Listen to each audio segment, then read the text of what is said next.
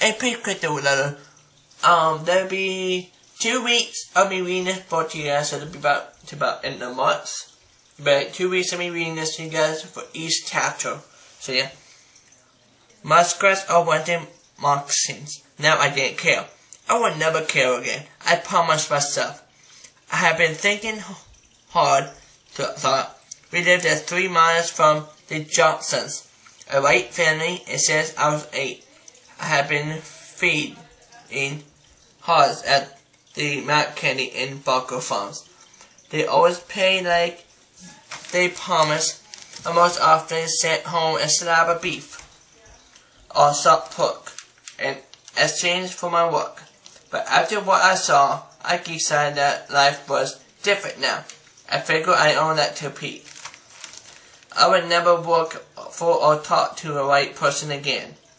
I said with answer. My father, who had seen that lost in his own thoughts, shook his head and looked at me. That was wrong. What they did, I said. Those white folks are mean and nasty people. Papa swallowed hard and pulled up on the machine so that the wagon stopped.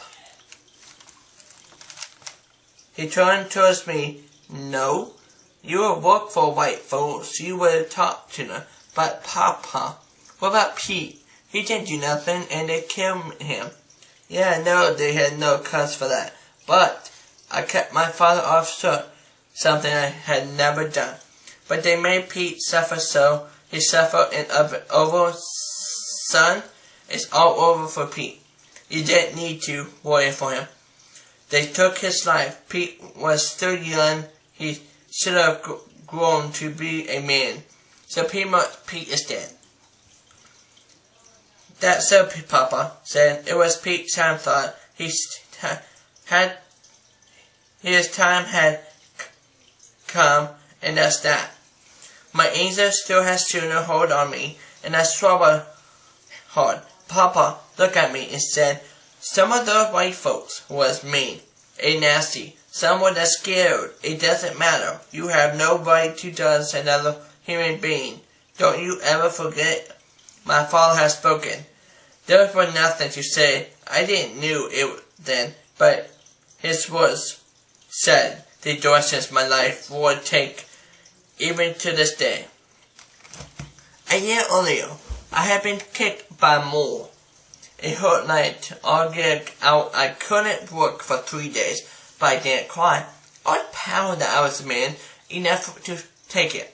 But this hurt worse. I cried and my daddy wrapped his arms around me and held me to his chest. There's something broke his loose deep inside, and I didn't know a body could have so many tears. I cried for me. I cried for Pete. I cried for the little ones, and for Mama and Papa. I cried for all the pain that there was in this world. Papa has his own tears, and he just held me.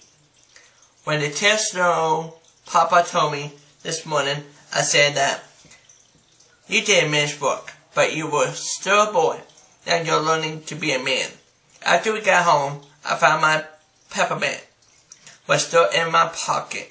I scraped off the net and the dirt. I gave it to one of my little sisters. My taste for it has disappeared. 90 years later, I still don't like peppermint. About 6 months after the lashing, Betty Jo had her baby. It was a boy, a little white boy. No one said nothing. I guess by then most folks, white folks, anyways, had all forgotten. I didn't forget. Mama said that maybe where Pete is now, if they have a team, color couldn't play in those big legends. I think Pete will be starting at such stuff. I'm 101 years old now. So now he's 101 years old. Now, but I still remember thought that was over 90 years ago.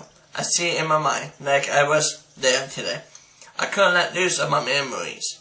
Even if I wanted to. Yeah, I've seen it all in these hundreds of years.